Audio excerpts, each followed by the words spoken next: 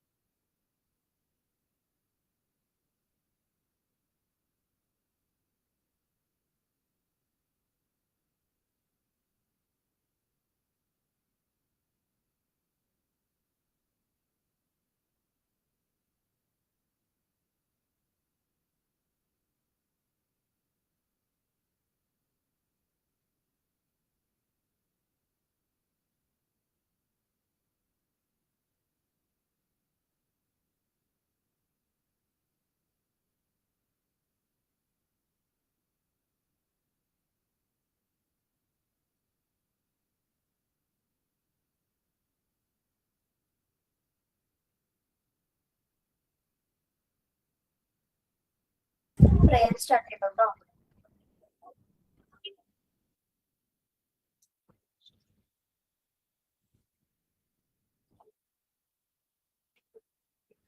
Good afternoon, ma'am. Good afternoon. Prayer ആലം ദയാലു അതിന്റെ അറബി version ചൊല്ലട്ടെ. നമ്മുടെ ഖുറാനിലുള്ള. Yes, yes. أعوذ بالله من الشيطان الرجيم. بسم الله الرحمن الرحيم. الحمد لله رب العالمين الرحمن الرحيم مالك يوم الدين إياك نعبد وإياك نستعين اهدنا الصراط المستقيم صراط الذين أنعمت عليهم غير المغضوب عليهم ولا الضالين آمين. Thought of the day.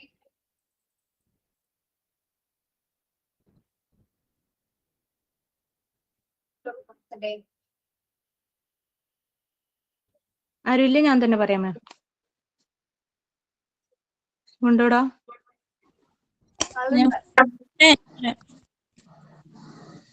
Hello, thought of the day ഞാൻ പറയട്ടെ. Education is the most powerful weapon which you can use to change the world. ലോകത്തെ മാറ്റാൻ ഉപയോഗിക്കാവുന്ന ഏറ്റവും ശക്തമായ ആയുധമാണ് വിദ്യാഭ്യാസം. Nelson Mandela. Good afternoon, ma'am. Good afternoon, friends. Okay. Good afternoon. Signing.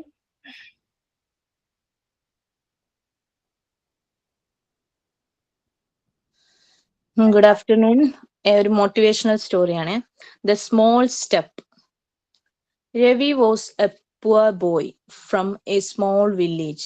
He went to school every day, but many times he felt tired and hopeless. Other students laughed at him because his clothes were old and his English was weak. One day, Ravi thought, I will never become successful. I should stop trying. That evening, he met his teacher. The teacher gave him a small notebook and said, write one new thing you learn every day. Just one.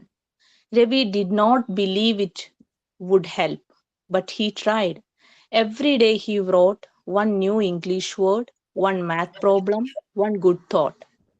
Days become weeks, weeks become months. Slowly, Ravi's confidence grew. His English improved, his marks improved. People stopped laughing. Years later, Ravi became a teacher in the same village. He gave his students small notebooks and said, never underestimate small steps. This story teaches us that big success does not come in one day. Small efforts done daily create great change.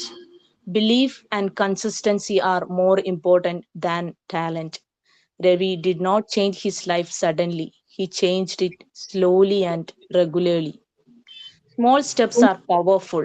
Never stop trying because of fear or failure. Consistency is more important than speed. Learning every day builds confidence. People grow when they believe in themselves. Today's effort become tomorrow's success. Thank you, ma'am. Okay, very good story. Good afternoon to all. Good afternoon. Good afternoon, Nikhil. സുഖമായിട്ട് പോകുന്നു മാം. കുറച്ച് ദിവസമായി class attend ചെയ്യാൻ പറ്റാറുണ്ട്. റസ്മിന പ്രാക്ടിക്കലും വന്നില്ലല്ലോ? ഇല്ല മാം. മാം ഉണ്ടായിരുന്നോ? അവിടെ ഇവിടെയൊക്കെ ഉണ്ടായിരുന്നു. എനിക്കറിയാം. ഞാൻ ഇച്ചിരി ബിസി ആയി പോയി. പിന്നെ മോൾക്ക് സുഖമില്ലാണ്ടായി. അങ്ങനെ കുറച്ച് പ്രശ്നങ്ങളുണ്ട്. ശരി. ഓക്കെ, നമ്മൾക്ക് ഇന്നും കൂടി സെമിനാർ ഉണ്ട്. ആരൊക്കെയാണ് പ്രിപ്പയർഡ് ആയിരിക്കുന്നേ? ഞാനുണ്ട് മാഡം. ടോപ്പിക് ഏതാ? Deflection of biological diversity. Deflection of biological diversity. Page number ഒന്ന് പറയൂ. പേജ് നമ്പർ ഏറ്റവും ലാസ്റ്റ് ചാപ്റ്റർ 189.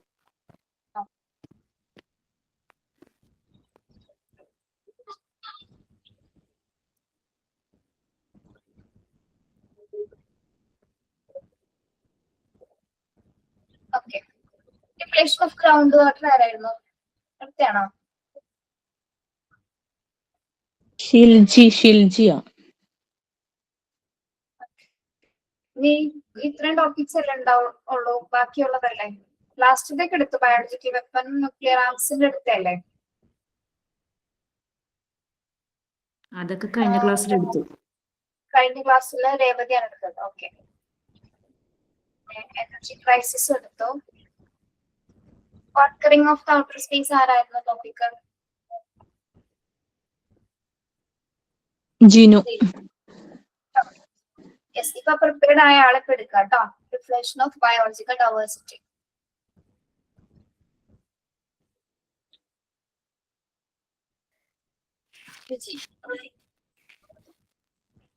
തുടങ്ങട്ടെ.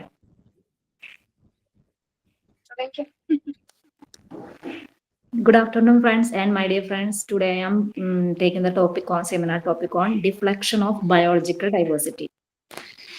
Biological diversity is all.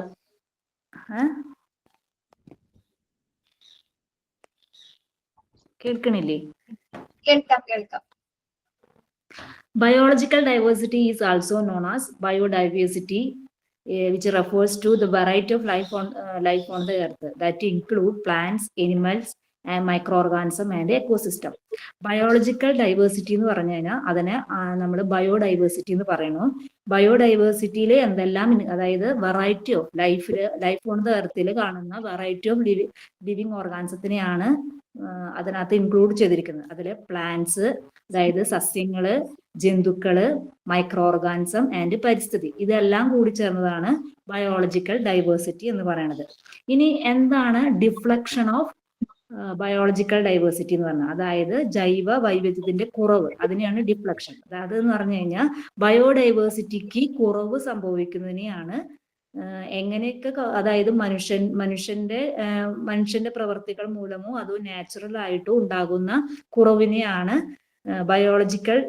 Deflection of biological diversity എന്ന് പറയുന്നത്. Deflection of biological diversity means the reduction, loss or imbalance of biodiversity that due to the natural or the human made causes. ഇനി ഏതൊക്കെ തരത്തിലുള്ള biodiversity ഉണ്ട്? 3 type biodiversity ആണ് ഉള്ളത്. Genetic biodiversity ഉണ്ട്, species diversity ഉണ്ട്, പിന്നെ എക്കോസിസ്റ്റം ഡൈവേഴ്സിറ്റി ഉണ്ട്. ജനറ്റിക് ഡൈവേഴ്സിറ്റി എന്ന് ബയോഡൈവേഴ്സിറ്റി എന്ന് പറഞ്ഞാൽ ജനറ്റിക് ആയിട്ട് എന്തെല്ലാം കുറവുകൾ വരുന്നു അതിനെയാണ് ജനറ്റിക് ബയോഡൈവേഴ്സിറ്റി എന്ന് പറയുന്നത്. സ്പീഷ്യസ് ബയോഡൈവേഴ്സിറ്റി എന്ന് പറഞ്ഞാൽ അതായത് ഓരോ സ്പീഷ്യസിന് ഉള്ളിൽ വരുന്ന വൈവിധ്യത്തെയാണ് സ്പീഷ്യസ് ബയോഡൈവേഴ്സിറ്റി എന്ന് പറയുന്നത്. എക്കോസിസ്റ്റം ബയോഡൈവേഴ്സിറ്റി എന്ന് പറഞ്ഞു കഴിഞ്ഞാൽ ഫോറസ്റ്റ്, പിന്നെ വെറ്റ്, ഇതിലെല്ലാം വരുന്ന വൈവിധ്യത്തെ, അതായത് പ്രകൃതിയിൽ എന്തെല്ലാം വൈവിധ്യങ്ങൾ ഉണ്ടാകുന്നുവോ അതിനെല്ലാം എക്കോസിസ്റ്റം ബയോഡൈവേഴ്സിറ്റി എന്ന് പറയുന്നു. ഇനി എങ്ങനെയാണ് ബയോളജിക്കൽ ഡൈവേഴ്സിറ്റിക്ക് ഡിഫ്ലക്ഷൻ സംഭവിക്കുന്നത്? Causes of deflection of biological diversity, എന്തെല്ലാം കാരണങ്ങൾ കൊണ്ട് ബയോളജിക്കൽ ഡൈവേഴ്സിറ്റി ഡിഫ്ലക്ഷൻ സംഭവിക്കാം എന്നാണ് അടുത്തത് പറയുന്നത്. ഒന്നാമത്തത് ഹാബിറ്റേറ്റ് ഡിസ്ട്രക്ഷൻ. ഹാബിറ്റേറ്റ് ഡിസ്ട്രക്ഷൻ എന്ന് പറഞ്ഞാൽ ആവാസ വ്യവസ്ഥയുടെ നാശം. എങ്ങനെയൊക്കെയാണ് ആവാസ വ്യവസ്ഥയ്ക്ക് നാശം സംഭവിക്കുന്നത് വെച്ച് കഴിഞ്ഞാൽ, ഒന്നാമത്തെ ഡീഫോറസ്റ്റേഷൻ, അതായത് വനനശീകരണം മൂലം ആവാസ വ്യവസ്ഥയ്ക്ക് നാശം സംഭവിക്കുന്നു. അത് ബയോളജിക്കൽ ഡൈവേഴ്സിറ്റിനെ എഫക്ട് ചെയ്ത് അത് ഡിഫ്ലക്ഷൻ സംഭവിക്കുന്നു. അടുത്തത് അർബനൈസേഷൻ, നഗരവൽക്കരണം മൂലം. പിന്നെ മൈനിങ് ആൻഡ് ഡാം കൺസ്ട്രക്ഷൻ. എന്ന് പറഞ്ഞു കഴിഞ്ഞാൽ ഖനനം അല്ലെങ്കിൽ അണക്കെട്ടിന്റെ നിർമ്മാണം. ഇതെല്ലാം മൂലം ആവാസ വ്യവസ്ഥയ്ക്ക് നാശം സംഭവിക്കുകയും ആ ആവാസ വ്യവസ്ഥയുടെ നാശം ബയോളജിക്കൽ ഡൈവേഴ്സിറ്റിയുടെ ഡിഫ്ലക്ഷന് കാരണമാകുകയും ചെയ്യുന്നു. അടുത്ത ഒരു പോയിന്റ് ആണ് പൊല്യൂഷൻ എന്ന് പറയുന്നത്. ഏതൊക്കെ തരത്തിലുള്ള പൊല്യൂഷൻ ആണ്? Soil pollution, water pollution and air pollution, അതായത് വായു മലിനീകരണം, ജലമലിനീകരണം, മണ്ണ് മലിനീകരണം. അങ്ങനെ മലിനീകരണം മൂലം എന്തുണ്ടാകുന്നു? ബയോളജിക്കൽ ഡൈവേഴ്സിറ്റിക്ക് ഡിഫ്ലക്ഷൻ സംഭവിക്കുന്നു. അടുത്തത് യൂസ് ഓഫ് പ്ലാസ്റ്റിക് വേസ്റ്റ്, അതായത് പ്ലാസ്റ്റിക് മാലിന്യങ്ങളുടെ ഉപയോഗം. അടുത്തത് കെമിക്കൽ പെസ്റ്റിസൈഡ്സ് ആൻഡ് ഫെർട്ടിലൈസേഴ്സ്, അത് രാസവളങ്ങളും കീടനാശിനികളും ഉപയോഗിക്കുന്നത് മൂലം ഡിഫ്ലക്ഷൻ സംഭവിക്കുന്നു. അടുത്ത ഒരു പോയിന്റ് ആണ് ക്ലൈമറ്റ് ചേഞ്ച്. ക്ലൈമറ്റ് ചേഞ്ച് എന്ന കാലാവസ്ഥയുടെ വ്യതിയാനം. കാലാവസ്ഥയ്ക്ക് എങ്ങനെയൊക്കെ വ്യതിയാനം സംഭവിക്കുന്നു? കാലാവസ്ഥയ്ക്ക് ഒന്നാമത് വരുന്നത് ഗ്ലോബൽ വാർമിംഗ്. എന്ന് പറഞ്ഞാൽ ആഗോളതാപനം എന്ന് പറഞ്ഞു കഴിഞ്ഞാൽ ഭൂമിയുടെ ശരാശരി താപനില ഉയരുന്നതിനെയാണ് ഗ്ലോബൽ വാർമിംഗ് എന്ന് പറയുന്നത്. അടുത്തത് മഴയുടെ ക്രമമാറ്റം എന്ന് പറഞ്ഞു കഴിഞ്ഞാൽ മഴ ചില സമയം ഇപ്പൊ പെയ്യേണ്ട മഴ കുറച്ച് ചിലപ്പോൾ ഇപ്പം രാത്രി പെയ്യേണ്ട മഴയാണെങ്കിൽ അത് പെയ്യാതിരിക്കുന്നു, ചില സമയത്ത് അത് പെയ്യുന്നു. അങ്ങനെയുള്ള മഴയുടെ മാറ്റം എന്തിന് കാരണമാകുന്നു? ബയോളജിക്കൽ ഡൈവേഴ്സിറ്റിയുടെ ഡിഫ്ലക്ഷന് കാരണമാകുന്നു. അടുത്തത് റൈസിംഗ് ഓഫ് സീ ലെവൽസ് എന്ന് പറഞ്ഞു കഴിഞ്ഞാൽ കടൽ നിരപ്പ് ഉയരുക എന്ന് പറഞ്ഞു കഴിഞ്ഞാൽ ഭൂമി ചൂടാകുമ്പോൾ കടലിലെ ജലം ചൂടായിട്ട് വിപുലീകരിക്കുന്നതിനെയാണ് കടൽ നിരപ്പ് ഉയരുക എന്ന് പറയുന്നത്. അത് എന്തിനെ ബാധിക്കുന്നു? ബയോളജിക്കൽ ഡൈവേഴ്സിറ്റിനെ ബാധിക്കുന്നു. അടുത്തതാണ് ഓവർ എക്സ്പ്ലോയിറ്റേഷൻ ഓഫ് റിസോഴ്സ്, അതായത് പ്രകൃതി വിഭവങ്ങളുടെ അതിര് കടന്നിട്ടുള്ള ഉപയോഗങ്ങൾ. അതായത് അതിലെന്തൊക്കെ വരുന്നു എന്ന് വെച്ച് കഴിഞ്ഞാൽ ഓവർ ഫിഷിംഗ്, മത്സ്യബന്ധനം വരുന്നു. പോച്ചിങ് ആൻഡ് ഹണ്ടിങ്, അതായത് വേട്ടയാടൽ. പിന്നെ എക്സസീവ് ലോഗിങ്, അതായത് നിയന്ത്രിതമായ മരം വെട്ട്. ഇതൊക്കെയാണ് ഓവർ എക്സ്പ്ലോയിറ്റേഷൻ ഓഫ് റിസോഴ്സസിൽ വരുന്നത്. ഇതൊക്കെയാണ് ബയോളജിക്കൽ ഡൈവേഴ്സിറ്റിയുടെ ഡിഫ്ലക്ഷൻ ഉണ്ടാകാനുള്ള കാരണങ്ങൾ. ഇനി ഈ ബയോളജിക്കൽ ഡൈവേഴ്സിറ്റിക്ക് ഡിഫ്ലക്ഷൻ സംഭവിക്കുന്ന മൂലം എന്തെല്ലാം ഇഫക്റ്റ് ആണ് ഉണ്ടാകുന്നത് നോക്കാം. ആദ്യത്തെ ഇതെന്ന് വെച്ച് കഴിഞ്ഞാൽ extension of plants and animals, അതായത് സസ്യ മൃഗജാതികളുടെ വംശനാശം സംഭവിക്കും. ഡിസ്റ്റർബൻസ് ഓഫ് ഫുഡ് ചെയിൻസ്, അതായത് ഭക്ഷ്യ ശൃംഖലയ്ക്ക് തകരാറ് സംഭവിക്കുന്നു. Loss of ecosystem service. Ecosystem service എന്ന് പറഞ്ഞാൽ പോളിനേഷൻ, സോയിൽ ഫെർട്ടിലിറ്റി, അതിലല്ല, അതായത് പോളിനേഷൻ നടക്കാതെ വരുന്നു, സോയിലിന്റെ ഫെർട്ടിലിറ്റി കുറയുന്നു, അതെല്ലാം ബയോഡൈവേഴ്സിറ്റി മൂലം ഉണ്ടാകുന്ന എഫക്റ്റ് ആണ്. അടുത്തത് ഇൻക്രീസ് നാച്ചുറൽ ഡിസാസ്റ്റേഴ്സ്, പ്രകൃതി ദുരന്തങ്ങൾ വർദ്ധിക്കുന്നു. പിന്നെ threat to human health and food security, അതായത് മനുഷ്യന്റെ ആരോഗ്യത്തിനും ഭക്ഷ്യ സുരക്ഷയ്ക്കും ബയോഡൈവേഴ്സിറ്റിയുടെ ഡിഫ്ലക്ഷൻ കാരണമായി തീരുന്നു. ഇനി നമുക്ക് എങ്ങനെ ഈ ബയോളജിക്കൽ ഡൈവേഴ്സിറ്റിയുടെ ഡിഫ്ലക്ഷനെ എങ്ങനെയൊക്കെ പ്രിവെന്റ് ചെയ്യാന്ന്. First, conservation of forest and wild life, അതായത് വനങ്ങളും വന്യജീവികളെയും സംരക്ഷിക്കുക. Sustainable use of natural resource, അതായത് പ്രകൃതി വിഭവങ്ങളുടെ സുസ്ഥിരമായ ഉപയോഗം മൂലം നമുക്ക് അതിനെ പ്രിവെന്റ് ചെയ്യാൻ പറ്റും. പൊല്യൂഷൻ കൺട്രോൾ, മലിനീകരണം തടയുന്നത് മൂലം നമുക്ക് ബയോളജിക്കൽ ഡൈവേഴ്സിറ്റിയുടെ ഡിഫ്ലക്ഷനെ കുറയ്ക്കാനായിട്ട് സാധിക്കും. പിന്നെ ക്ലൈമറ്റ് ചേഞ്ച്, അതായത് കാലാവസ്ഥയുടെ സംരക്ഷണ നടപടികൾ സ്വീകരിക്കുക. പിന്നെ പബ്ലിക് അവയർനെസ് ആൻഡ് എൻവയോൺമെന്റൽ എഡ്യൂക്കേഷൻ, പരിസ്ഥിതി ബോധവൽക്കരണവും ഒക്കെ നടത്തുന്നത് മൂലം നമുക്ക് ഇതിനെ പ്രിവെന്റ് ചെയ്യാനായിട്ട് പറ്റും. ഇത് ജൈവ വൈവിധ്യം എന്ന് പറയുന്നത് ഇന്ന് അതായത് ജൈവ വൈവിധ്യത്തിന്റെ ക്ഷയം എന്ന് പറയുന്നത് ഇന്ന് ലോകം നേരിടുന്ന ഒരു വലിയ പ്രശ്നമാണ്. അപ്പൊ നമുക്കതിന് നമ്മുടേതായ ഉത്തരവാദിത്തങ്ങൾ എന്താണെന്ന് വെച്ച് കഴിഞ്ഞാൽ മരങ്ങൾ നട്ടുപിടിപ്പിക്കുക, പ്ലാസ്റ്റിക്കിന്റെ ഉപയോഗം കുറയ്ക്കുക, ജലത്തെ സംരക്ഷിക്കുക, വന്യജീവികളെ സംരക്ഷിക്കുക, പിന്നെ സുസ്ഥിരമായ വികസനം പിന്തുടരുക. അതിൽ നിന്ന് നമുക്ക് ചെയ്യാൻ പാടില്ലാത്ത കാര്യങ്ങൾ എന്ന് വെച്ച് കഴിഞ്ഞാൽ മാലിന്യം വലിച്ചു എറിയാതിരിക്കുക, മൃഗങ്ങളെ ഉപദ്രവിക്കാതിരിക്കുക, വനങ്ങൾ വെട്ടി നശിപ്പിക്കാതിരിക്കുക. അതിനകത്ത് ഇതിലൂടെ ഈ ബയോളജിക്കൽ ഡൈവേഴ്സിറ്റിനെ ഡിഫ്ലക്ഷനിൽ നിന്ന് നമ്മൾ അതിനെ പ്രൊട്ടക്ട് ചെയ്യുന്നത് മൂലം നമുക്ക് എന്തെല്ലാം ലഭ്യമാകുന്നു. അതിന്റെ ഒരു ഇമ്പോർട്ടൻസ് എന്ന് പറഞ്ഞു കഴിഞ്ഞാൽ സസ്യങ്ങൾക്കും ജീവികൾക്കും സുസ്ഥിരമായി ജീവിക്കാനായിട്ട് സാധിക്കും. ശുദ്ധമായ വായുവും ശുദ്ധജലവും കിട്ടും. പിന്നെ ഭൂമിയെ സുരക്ഷിതമായി നിലനിർത്താനായിട്ട് സാധിക്കും. Thank you.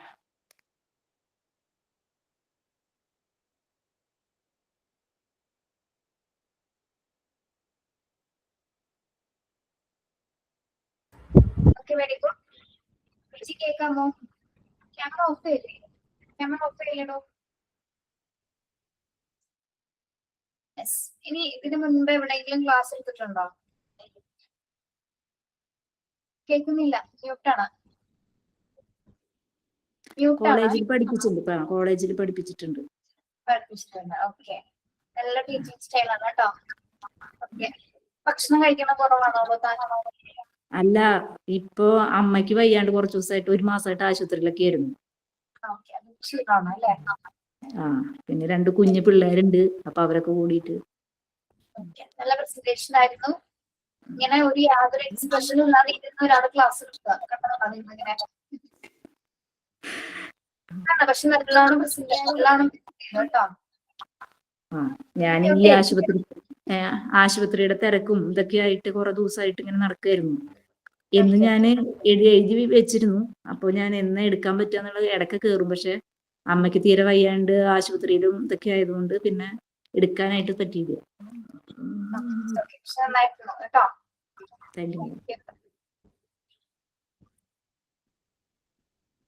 കേട്ടോ, ചില ക്ലാസ്സുകൾ എങ്ങനെയാണ്, നിങ്ങളുടെ ആരോ മൈക്ക് ഓൺ ആണ്, മ്യൂട്ട് ചെയ്തേ. ഓക്കെ,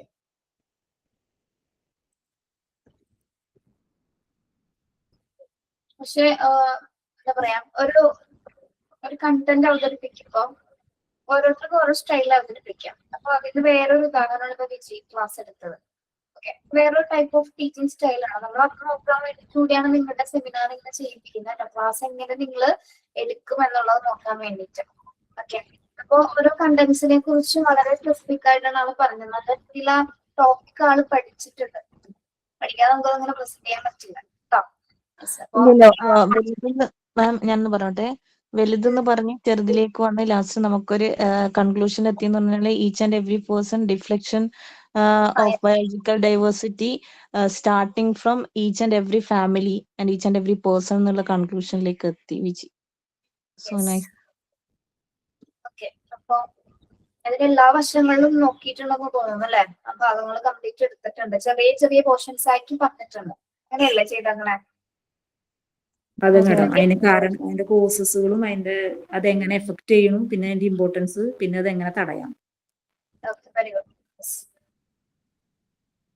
നമ്മൾ അല്ലെങ്കിൽ എന്ത് ടോപ്പിക്സ് എടുക്കുമ്പോഴും ആദ്യം ഒരു ഇൻട്രഡക്ഷൻ ഉണ്ടായിരിക്കണം, അതിന്റെ ഒരു മാറ്റർ ഉണ്ടായിരിക്കണം, അതിന്റെ കൺക്ലൂഷൻ ഉണ്ടായിരിക്കണം. അങ്ങനെയാണ് എന്താണെങ്കിലും നമുക്ക് എന്തെങ്കിലും സംസാരിക്കാനാണെങ്കിലും എഴുതാനാണെങ്കിലും മറ്റെന്ത് പ്രസന്റേഷൻ ആണെങ്കിലും അങ്ങനെ ആയിരിക്കണം കേട്ടോ. നമ്മുടെ ക്ലാസ്സിംഗ് സ്റ്റൈലിൽ ആ സ്ട്രക്ചർ അങ്ങനെ ആവണം.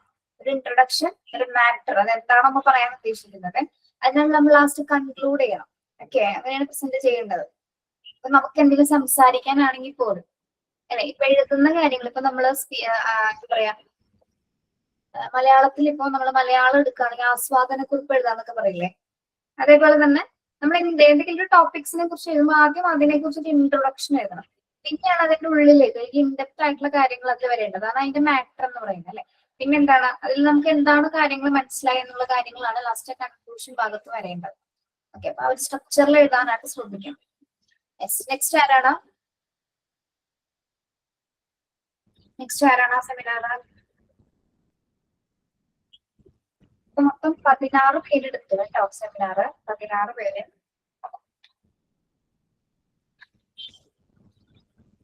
മാം ഞാൻ എടുക്കാനുണ്ട്. ഞാൻ ആര്യാണ്. ഡിപ്ലീഷൻ ഓഫ് ഓസോൺ ലെയർ ആയിരുന്നു ഞാൻ എടുക്കേണ്ടത്. അപ്പം ഞാൻ 2 ആഴ്ചയായിട്ട് പനിയും ജലദോഷമൊക്കെയാണ്, ക്ലാസ്സിൽ കയറിയിട്ടില്ല. ഞാനെല്ലാം ഡോക്യുമെന്റ് ചെയ്ത് വെച്ചിട്ടുണ്ട്, പക്ഷെ ഞാൻ ഇന്ന് പ്രിപ്പയർഡ് അല്ല. ഞാൻ മിസ്സിന്റെ അടുത്ത ക്ലാസ്സിൽ എന്തായാലും പ്രിപ്പയർ ചെയ്ത് പറയാം. ക്ലാസ് തീർക്കണം കേട്ടോ, വയ്യാത്തതുകൊണ്ട് മാത്രം വിടുന്നു. അല്ലാതെ നമുക്ക് ഇനിയും പോർഷൻസ് തീർക്കാനുണ്ട്, അതുകൊണ്ടാണേ. ഓക്കെ മാം, ഞാൻ അടുത്ത ക്ലാസ്സിൽ എന്തായാലും എടുക്കാം. അതാണ് depletion of ozone layer. Greenhouse എടുത്തു. ഡീഫോറസ്റ്റേഷൻ എടുത്തിട്ടില്ല എല്ലാരും. ഡിഫോറസ്റ്റേഷൻ, സോയിൽ ഇറോഷൻ, ഇത് ആരുടെ ടോപ്പിക് ആയിരുന്നു? Deforestation, soil erosion, Jisha V K അല്ലേ?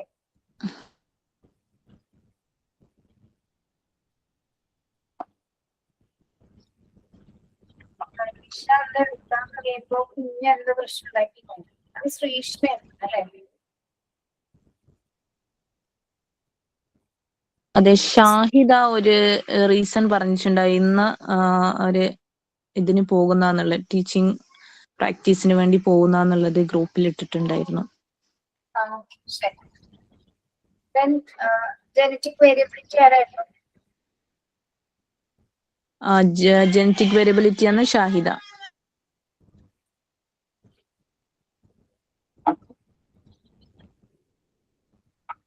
ഷാഹിദ അല്ലേ? അതെ അതെ. ഓഷ്യൻ വെറ്റ് റിസോഴ്സസ് ആരാ? അത് സിജി ആയിരുന്നു മാം. എന്നിട്ട് സുറുമിക്ക് കൊടുത്തിട്ടുണ്ടായിരുന്നു അന്ന്. സിജി ക്ലാസ്സിന് പോയിരുന്നു, ട്രെയിനിങ്ങിന് പോയിരുന്നു പറഞ്ഞിട്ട് മാം കൊടുത്തിട്ടുണ്ടായിരുന്നു. സുറുമിയോട് എടുക്കാൻ പറഞ്ഞിട്ടുണ്ടായിരുന്നു. സുറുമി ഉണ്ടോ? സുറുമി ട്രെയിനിങ്ങിന് പോയിരുന്നു. സുറുമിന്റെ ഒരാഴ്ച കഴിയുമെന്ന് പറഞ്ഞിട്ടുണ്ടായിരുന്നു. ഒരാഴ്ച ട്രെയിനിങ് പറഞ്ഞിട്ടുണ്ട്. പിന്നെ നോൺ റിന്യൂവബിൾ റിസോഴ്സസ് എടുത്താണോ?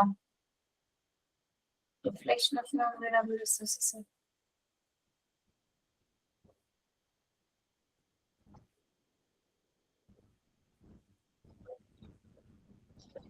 ഞാൻ 2 ക്ലാസ്സിലായിട്ടില്ല, അപ്പൊ എനിക്ക് അറിയില്ല. എടുക്കേണ്ടത് നിസ ഷിഹാബ് ആണ്. നോൺ റിന്യൂവബിൾ റിസോഴ്സ് നിസ.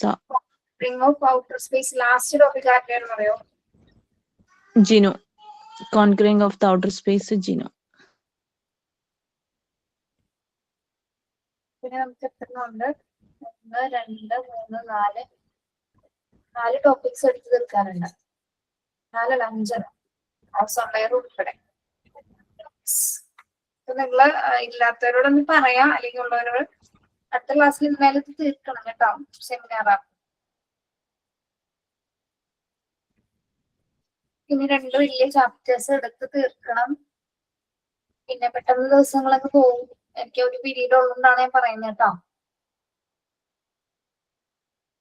ഓക്കെ മാം, ഞാൻ പറ്റുകയാണെങ്കിൽ ഷാഹിദന്റേത് ഞാൻ പ്രിപ്പയർ ചെയ്യാം. Genetic variability reasons. ചെറുതായിട്ട് ജനറ്റിക് ചെയ്താൽ മതി. ഇവർക്ക് ടോപ്പിക് എന്താന്ന് മാത്രം മനസ്സിലാക്കി കൊടുത്താൽ മതി കേട്ടോ. ഡീറ്റെയിൽ എക്സ്പ്ലനേഷൻസിലേക്ക് പോകണ്ട. ഓക്കെ ഓക്കെ ബേസിക് ആയിട്ടുള്ള കാര്യങ്ങൾ പറയാം. ഓക്കെ ഓക്കെ അങ്ങനെയാണെങ്കിൽ ഡിഫ്ലക്ഷൻ ഓഫ് ജനറ്റിക് വാരിയബിലിറ്റി ഞാൻ ചെയ്യാം, നെക്സ്റ്റ് ക്ലാസ് ചെയ്യാം. ഷാഹിദ എടുക്കുമെന്ന് നിർബന്ധം പറയുകയാണെങ്കിൽ വേണ്ട കേട്ടോ, റെസ്റ്റിനെ ഒന്ന് ചോദിച്ചേരും. ഓക്കെ, ഞാൻ ചോദിച്ചു നോക്കാം. ഓക്കെ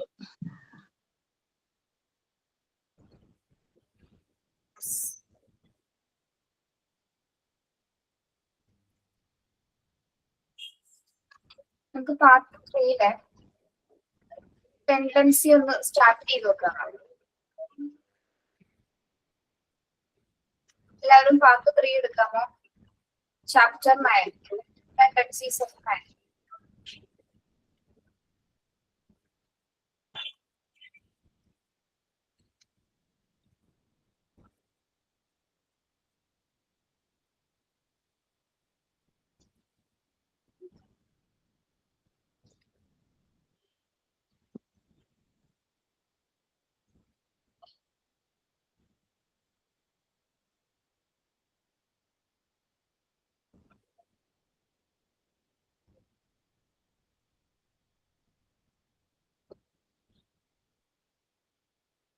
യൂണിറ്റ് 9 കേട്ടോ. ഞാൻ ഫസ്റ്റ് ഓഫ് ഓൾ നിങ്ങളോട് ഒരു കാര്യം പറയാം. ഈ ചാപ്റ്ററില് നമ്മള് മനുഷ്യന്റെ 14 ടെൻഡൻസിനെ കുറിച്ച് മോണ്ടിസോറി കണ്ടെത്തിയ കാര്യങ്ങളാണ് ഇതിൽ പറയുന്നത്. ഓക്കെ, അതായത് നമ്മൾ മനുഷ്യന്മാർക്ക് എന്തുണ്ട്, 14 പ്രവണതകൾ ഉണ്ടെന്നാണ് പറയുന്നത്. ഓക്കെ, അപ്പൊ ഈ 14 പ്രവണതകളുടെ പേര് കൊടുത്തിട്ടുണ്ട്, അതേപോലെ തന്നെ എക്സ്പ്ലനേഷൻസും കൊടുത്തിട്ടുണ്ട്. കേൾക്കുന്നുണ്ട് എല്ലാവരും? ഉണ്ട് മാം. ഉണ്ട്.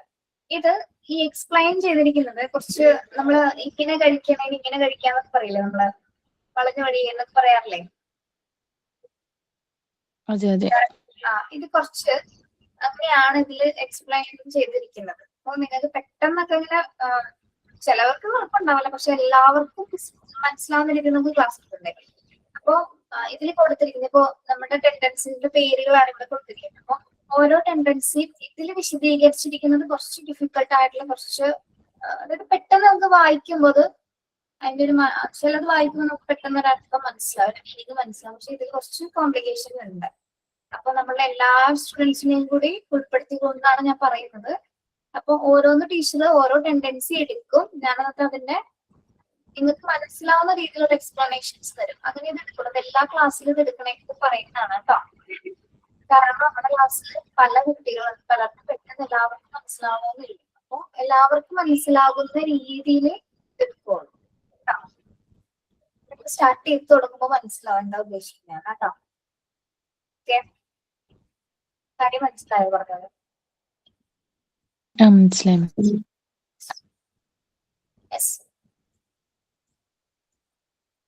ടെൻഡൻസീസ് ഓഫ് മാൻ എന്ന് പറയുന്നത് അതിന്റെ ഇൻട്രൊഡക്ഷൻ അവിടെ നിൽക്കട്ടെ. നമ്മൾ മനുഷ്യന്മാരെ സംബന്ധിച്ചിടത്തോളം നമുക്ക് 14 പ്രവണതകള് നോർമലി ഉണ്ടെന്ന് മോണ്ടിസോറി കണ്ടെത്തുകയുണ്ടായി. ഓക്കെ, അതായത് അതിനെയാണ് നമ്മൾ ഹ്യൂമൻ ടെൻഡൻസി അല്ലെങ്കിൽ മാനുഷിക പ്രവണതകൾ എന്ന് പറയുന്നത്. എന്തൊക്കെയായിരിക്കും നമ്മുടെ പ്രവണതകൾ എന്ന് പറയുന്നത്? ടെൻഡൻസി എന്ന് പറയുന്നത് എന്തായിരിക്കും? ഇവിടെ ഒന്നും നോക്കണ്ട, അവിടെ ഒന്നും നോക്കാതെ പറഞ്ഞാൽ ടെൻഡൻസി എന്ന് പറഞ്ഞാൽ പ്രവണത എന്ന് പറയുന്നത് എന്താണ്? എന്തിനാണ് നമുക്ക് പ്രവണത ഉണ്ടാകുന്നത്? ഓരോ കാര്യങ്ങളും ചെയ്യാനുള്ള ത്വരയാണ്. ത്വരയാണ് അല്ലെ?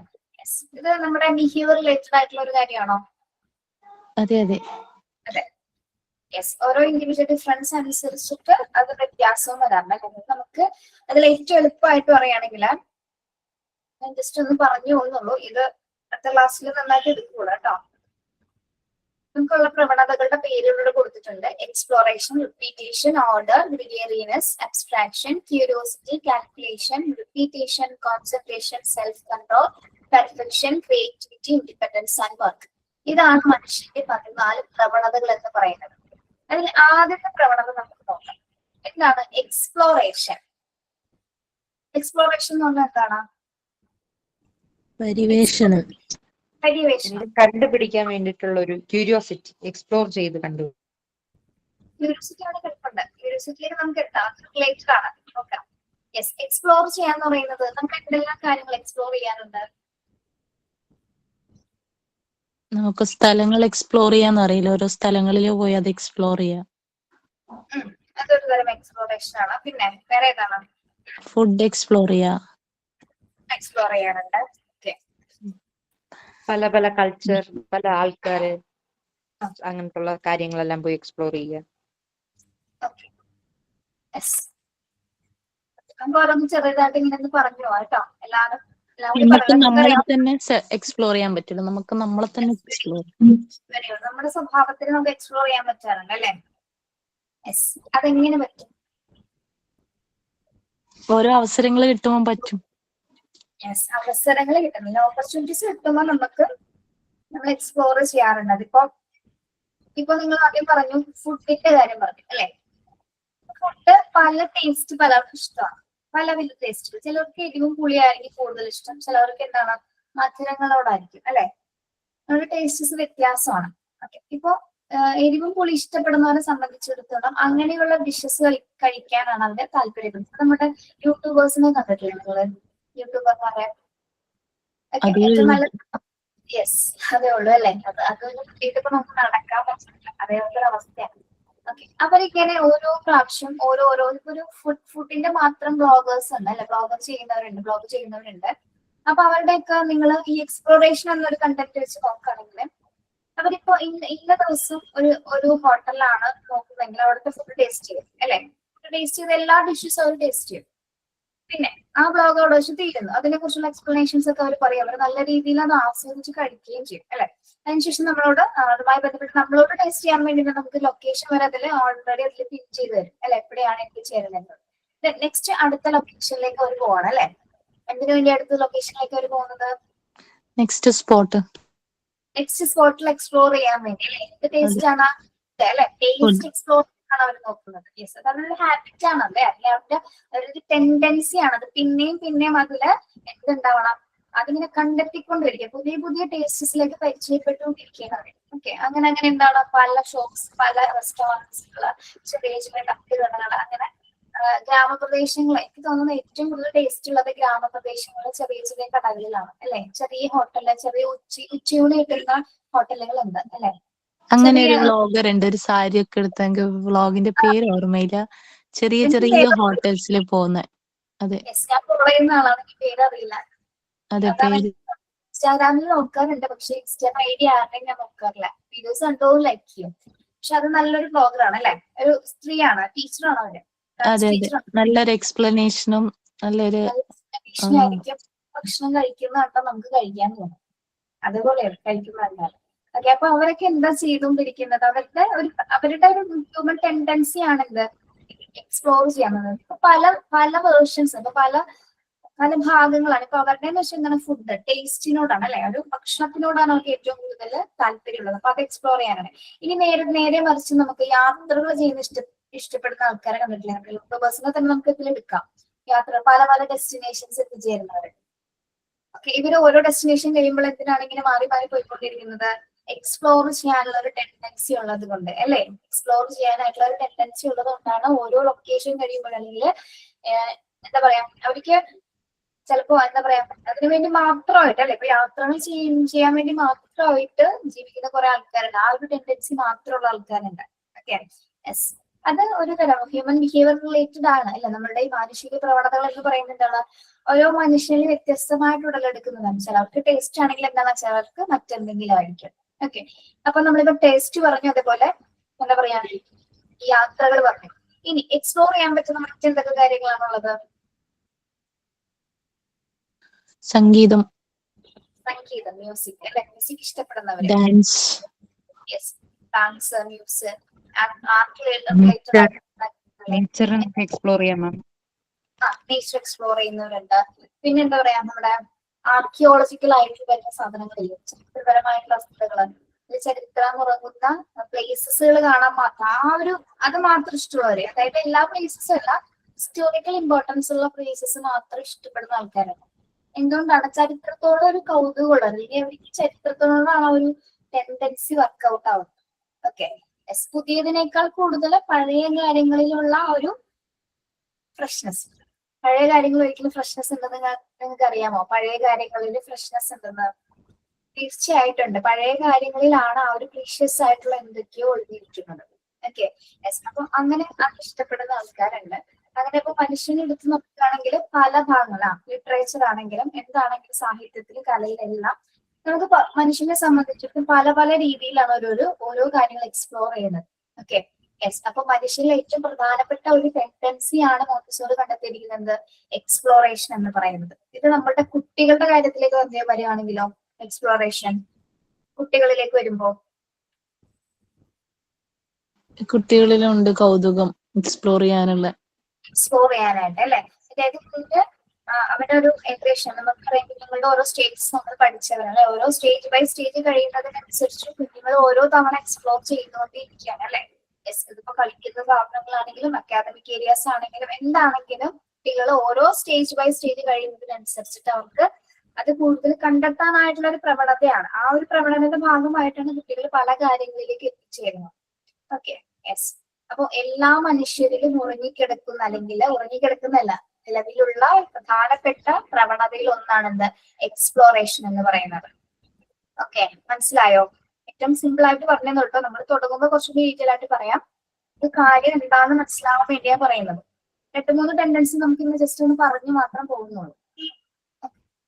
ഇനി ഇതിൽ ടീച്ചർ പറഞ്ഞാൽ സെലക്ട് ചെയ്യാം പെർഫെക്ഷൻ. പെർഫെക്ഷൻ എന്ന് പറയുന്നത് നമ്മുടെ ഹ്യൂമൻ ടെൻഡൻസിയാണ്. പെർഫെക്ഷൻ.